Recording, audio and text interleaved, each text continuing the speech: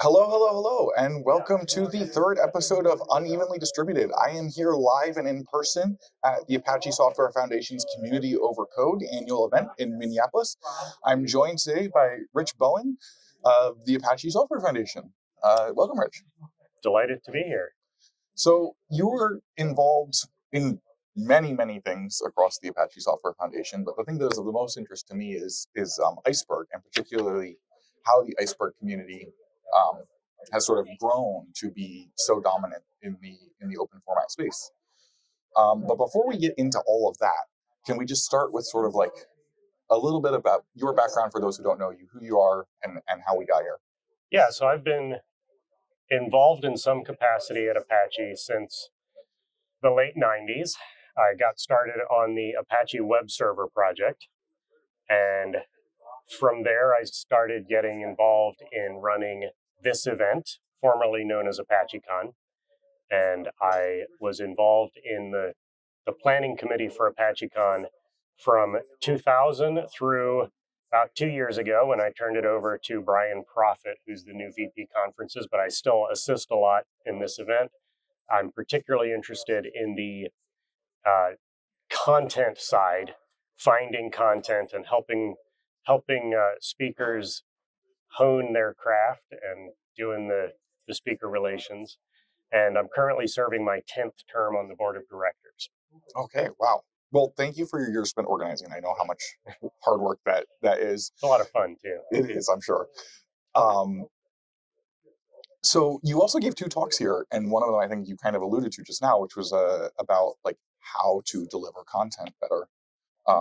You want to tell us like just the elevator version of what your talk was about? Yeah, that's a really fun talk to give, kind of helping speakers craft their message. And the reason that I care about this is twofold. One is that I've attended a lot of really bad talks over the years, but mostly because I want people to be able to be an effective face for open source.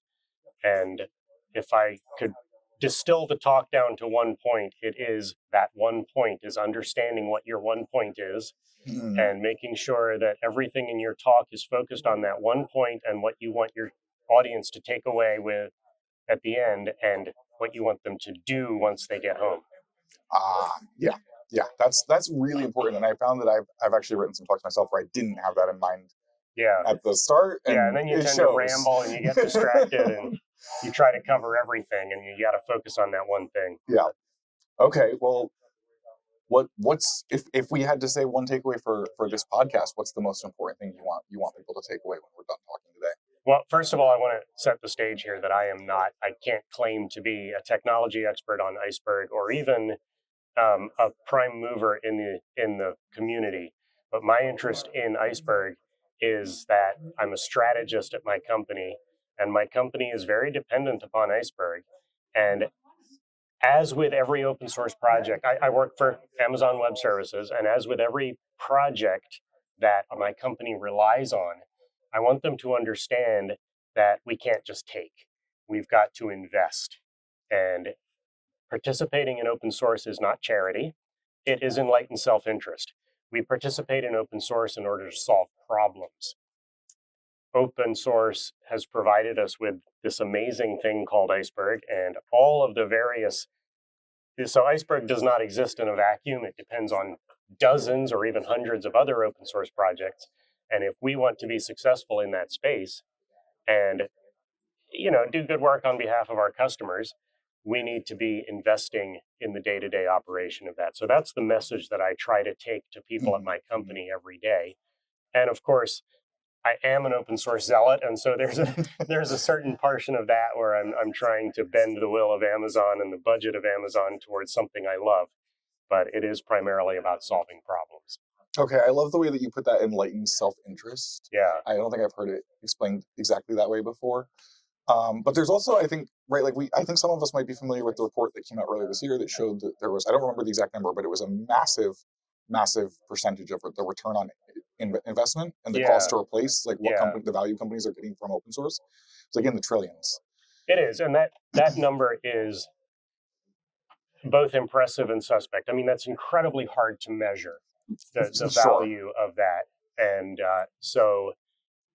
but the the point behind that report is that for every hour that we invest in open source, we are reaping a dozen hours from other organizations that are investing in open source. And so there is that amplifying effect where we don't have to carry the whole burden. And not only we don't have to carry the whole burden on Iceberg, we also don't have to carry the whole burden of the 30 years that led up to Iceberg, both in terms of mathematical research and in terms of hands-on keyboards. Mm-hmm. And everything underneath Iceberg down to Yeah. the kernel. So is there, okay, that sounds cool, but is there a tragedy of the commons situation where like bad actors can get away with not contributing their hours and still benefiting from everyone else? And Certainly. does that create pressures that we need to be aware of? I think so. And, you know, my job at Amazon was created because of some accusations that Amazon was doing exactly that, to be transparent, and that other cloud companies were doing the same thing, that they were building trillion-dollar companies on the backs of the works of a handful of people. And that's why I spend my day trying to communicate. You know, there's a couple levers I use. One is that if we allow our competitors to make our decisions for us by not getting involved, then we're not serving our customers. But the other part of it is ensuring sustainability, which is exactly what you're talking about here. If we allow a situation where we're not investing in something, then we're probably not paying very close attention to it. And there have been situations in the past where an open source project has suddenly gone away. And I use the word suddenly there very sarcastically, because if we had been involved, we would have known that that was coming and we would have taken steps to avoid it. So I do think that the tragedy of the commons is a reasonable analogy for any company that builds a business on top of a project that they are not actively investing in. Yeah. So, but that seems like it fits again into that enlightened self-interest. Absolutely. Like, the way you're explaining it. Yeah. If you're self-interested, you will be involved in the community and guiding its future. Yeah. And, you know, in the old days, in ancient times, back in the late 1900s, we would use the phrase scratching your own itch. That being involved in an open source project, a free software project, is always about scratching your own itch. You are there because there's something that you want to tweak in that project. There's something that's not quite the way that you want it. And so you invest in fixing that for yourself. And the fact that millions of other people benefit from that is a positive thing, because you're also benefiting from the work of other people. And, you know, there is a tendency in business to say, well, if I improve this thing, then I'm lifting my competitors. And that's true, but they are also lifting us. How do you actually explain that to business people who maybe aren't from this world and don't understand that the way that we all sort of intrinsically do? So one of the phrases that we use at Amazon is undifferentiated heavy lifting, which is a fancy way of saying that together as a community, we focus on the core functionality that benefits all of us. Okay. But then as a business, we focus on the benefit that we uniquely can provide. Okay. And so you figure out what you're good at, you focus on that, and then you let the community do everything else. And I don't mean let the community as if that's someone else, because we're part of that community. Okay. And the more you become part of that community, the more you take ownership of the community, the more you understand the code, the more you understand the pain of your customers, and the more that you can contribute to that undifferentiated heavy lifting. You know, it's not necessary for every car company to invent the internal combustion engine, because that shared information allows them to focus on the thing that makes BMW uniquely BMW. Okay. Well, now you mentioned car companies, so that brings to mind something I saw at Open Source Summit Europe last month. In one of the keynote presentations, the speaker, the creator of curl, showed the number of car companies that are using curl somewhere inside their software, and it was all of them essentially. Yes. Then he, flipped the slide to the companies that were contributing to curl, and it was a blank slide. That was eye-opening. So, and I mentioned BMW because pretty much every conference that I go to in Europe, BMW is there Okay. because they are investing in open source. Maybe they're not investing specifically in curl, Sure. but they do invest a lot in open source, and we're seeing a lot of uh, automotive Linux has been a thing for a decade now, where companies invest in that lower level functionality. And there's a couple advantages there. It's not just that you're lifting everybody else; it's that you're creating standards so that ideas can be translated from one project to another. A couple weeks ago, I was in Lagos at OSCAFest, the open source community in Africa, Mhm. and one of the presentations there was about the power grid and about how important open standards are for the power grid, so that when you reach the border Mhm. of one company and another or one country and another, things don't burn down. And the analogies to open source were not theoretical. The power grid in Africa uses exclusively open source in their operations for that specific reason, so that there can be interoperability. Back in the 90s, when I first got involved in open source, the notion of interoperability was big in the software industry, Mhm. and it was kind of controversial. Companies got real benefit from not being interoperable because they could lock you in. Mhm. And one of the big advantages of open source is that you as a customer have sovereignty, you have ownership. And if a vendor does not satisfy your needs, well, you can pick up and move to another vendor. And that is a benefit to the customer. Convincing the company that it's a benefit to them, a little bit harder. Yeah, this is something that I'm fascinated with. This right, this concept of vendor neutrality, and you can switch vendors, which of course wouldn't be possible without the open formats Yeah. and open standards that I think are like maybe even more important than open source. Like one could argue. Yeah. Um, my background's with open telemetry and that project, and there the lock-in comes from embedding the actual code in all of your artifacts that are then deployed across your estate. And so by solving that problem with open instrumentation and an open format, right, we've kind of solved the biggest pain that comes with switching vendors. On the database side, it's very different because that lock-in is almost like built into the use of, like, you're using it as a database. If you're gonna put petabytes of data somewhere, Yeah. that's lock-in in itself, even if you do have That's right. an open format. And so getting back to Iceberg here, my employer, our value add is our infrastructure, and giving a format where you can build and test at home and then deploy in the cloud. Yep. Or if you want to go deploy it on the Google Cloud, you can. But like you say, if I have petabytes of information in a cloud, moving that to another one is definitely a heavy lift. Yeah. And so making that data accessible through an open format, like Iceberg. I know you said you're not technical, but can you kind of like just give us like the high level technical overview of Iceberg for anyone who's not familiar? I'm not sure that I can. Okay, fair enough. But it's a catalog, right? So it's basically concerned with metadata of where the rest of the database is. Okay.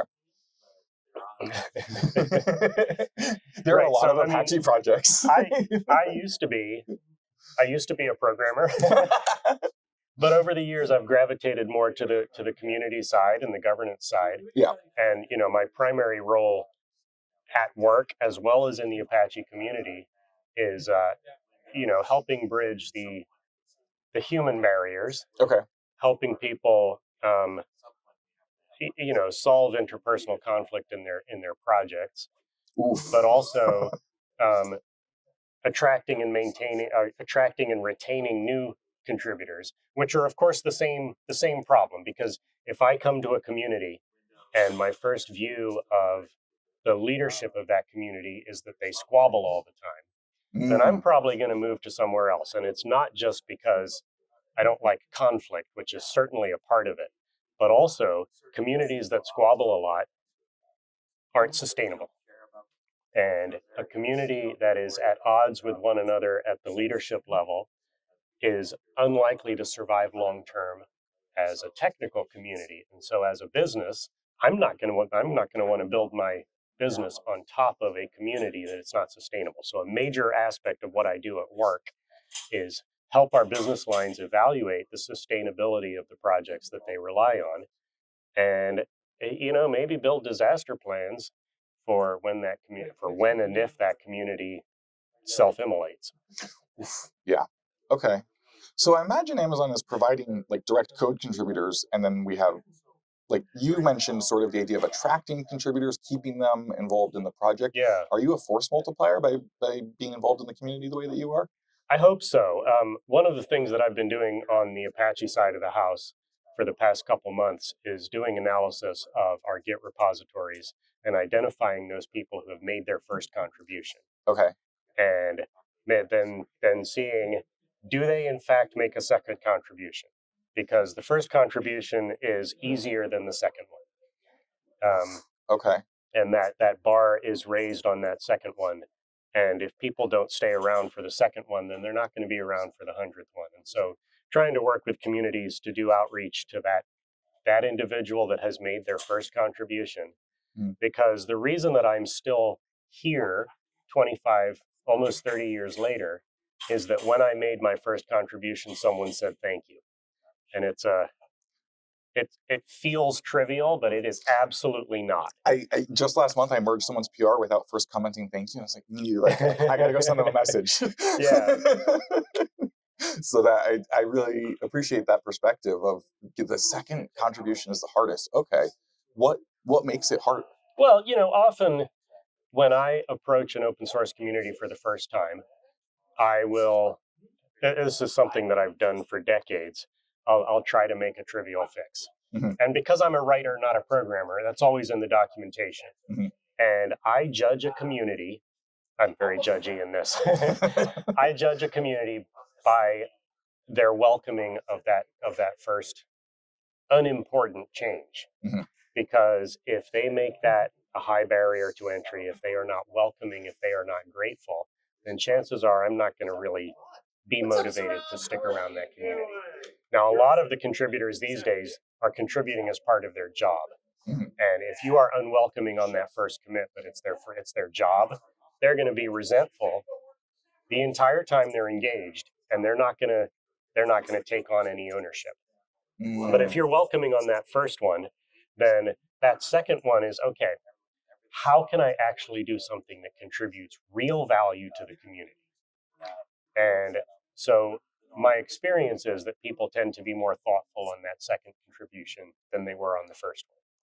Okay, so it's like the first contribution is scratching an itch or solving. I have this bug. Or even just getting their toe in the door. Right. Hey, look, I'm interested. Okay, and then the second contribution is almost like I am now deciding I want to be a part of this, or I want to make this better for other people. Yeah. And so if you don't really welcome them on that first one, then they're probably going to move on. Okay. What else can we do besides just saying thank you? Is there anything else? Like you mentioned, kind of reaching out to these people to invite them back. How do you do that? I think that, and this is hard because there are millions of potential contributors out there. But just having a conversation and understanding what somebody's motivation is, understanding what they're trying to accomplish, and really what their background is, what their interest is. Because some people, they are just scratching an itch and they're going to move on and just become a user, and that's totally fine. But being able to identify whether somebody has a longer term interest just by having a conversation with them can really lead to people feeling that their participation is appreciated. The name of this conference is Community Over Code. And as our keynote speaker said this morning, the value in a project is in those personal relationships. It's in people's personal interest in the technology. And that's what leads to sustainability. The code can be great, but if you don't have people sustaining that code and feeling that their contributions are worthwhile, then it's risky building a business on top of that. Okay. That's this is maybe a tangent, but a question I keep seeing in the open source forums online, like subreddit open source. People keep asking questions like, I have this thing, I want to release it into the world, I want to make it open source. What license should I choose? I mean, I have a bias there. I think the Apache license is a great license to use as a default, and it's kind of what we use at Amazon as the default. There are some technology spaces where you might want to use a different license. The main advice that I give our teams is to do what the community is doing. So if you are releasing something into the Iceberg ecosystem, you should use the Apache license because that's what the community expects. Mm-hmm. And I'm forgetting who I'm quoting here, but one of the quotes that I use frequently is that surprise is the opposite of engagement. If people have a particular expectation, then you should use that expectation as your standard. You should, yeah, another thing another phrase that I use a lot is that if you're creating an open source project in the same space as one that's established, you should be at least as open as that thing. Mm. And so it's not that there's one license that's better or best, although I have my bias because I've been in this community for so long, but making sure that people's expectations are not surprised leads to a better user experience. It sounds like we've come back to community almost being more important. Communities have culture, they have expectations, they have norms, and the reason that we have our license policy the way it is at Apache is that we don't want to surprise people. And so occasionally we'll have a project say, the Apache license is great, but I want to release this part under BSD or whatever. And our answer is generally, yeah, you can do that if it's at least as open as what you started with, but understand that your users, your consumers, have an expectation. And surprising that expectation and expecting them to read all the documentation and license files is unrealistic because they're not going to. They know, in their own mind, they know if I download something from Apache, it's under the Apache license. And so that consistency is important in setting and fulfilling expectations that our community has. How would you then take that project and start to grow it into something that maybe other people would use and contribute to? That's a real science, I mean, it's an art, and the building open source communities is, people tend to assume what I call the field of dreams model. If I build it, they will come, and it's not the case. You have to provide real guidance on where people can contribute. One of the things that has bugged me for years in open source is people show up at your door and they say, how can I get involved? And our typical answer is jump in and get involved, which is not an answer. Right. And so some of our communities at Apache do this better than others, creating specific places where people can join. And so you look at something like the Airflow community, they have a list of easy first issues, where easy is in heavy air quotes, but they protect those issues from the usual suspects contributing to. They say this is an issue that is accessible for a first-time contributor, and those of us that have been around for a while are forbidden to touch it.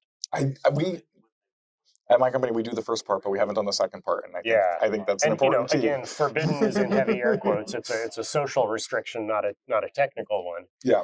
But you have these issues where it would be less work for me to just fix it than for me to document what I want people to do. But you have to understand that writing a detailed ticket and documentation of what you want people to fix is an investment in the next generation. Mm-hmm.